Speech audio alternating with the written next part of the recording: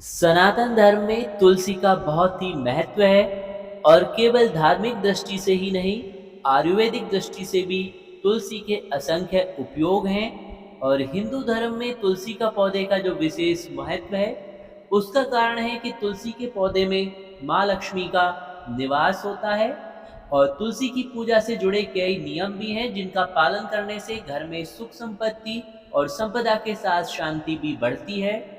और शास्त्रों के अनुसार तुलसी की जड़ से लेकर उसके पत्ते और मंजरी तक के उपाय बताए गए हैं। तो आपको बताते हैं वो शास्त्रोक्त उपाय, जिन्हें करके आप माता लक्ष्मी की कृपा प्राप्त कर सकते हैं। तो तुलसी के पौधे के साथ तुलसी की मंजरी भी काफ़ी महत्वपूर्ण है। और तुलसी की मंजरी का एक ऐसा ज़बरदस्त प्रयोग है, जिसे करने से धन की समस्या हमेशा के लिए दूर हो जाती है। और मान्यता है कि भगवान विष्णु को मंजरी अर्पित करने से धन की समस्या हमेशा हमेशा के लिए दूर होती है। और केवल धन ही नहीं, इससे भगवान विष्णु की सामीप्यता भी प्राप्त होती है, यानी मोक्ष की प्राप्ति होती है। और साथ ही भौतिक जीवन में आय की वृद्धि हमेशा बनी रहती है। दूसरा उपाय है गंगा जल के साथ। तो अगर आपके घर में फिजूल खर्ची ज़्यादा होती है, तो गंगा जल में तुलसी की मंजरी मिलाकर उस जल को पूरे घर में छिड़क दें। ऐसा करने से घर की नकारात्मकता दूर होती है और धन संबंधी हानि दूर होती है।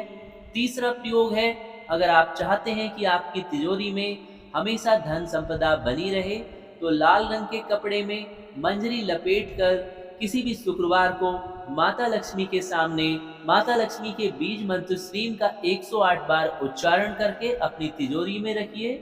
इससे कभी भी धन संपदा की कमी नहीं होगी।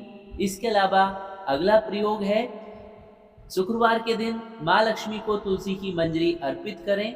इससे माँ लक्ष्मी तो आपके घर में रहती ही है, साथ ही आपके घर में कभी भी कलह क्लेश नहीं होता है, शांति हमेशा बनी रहती है।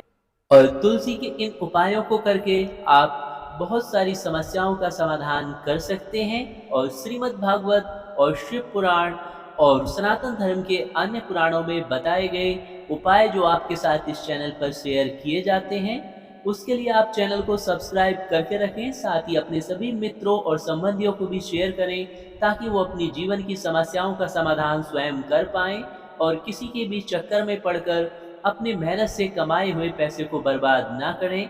क्योंकि भगवान नारायण हो या फिर भगवान विष्णु हो, सभी भक्तों पर आसानी से प्रसन्न हो जाते हैं। केवल आपको सही रास्ते का पता होना चाहिए।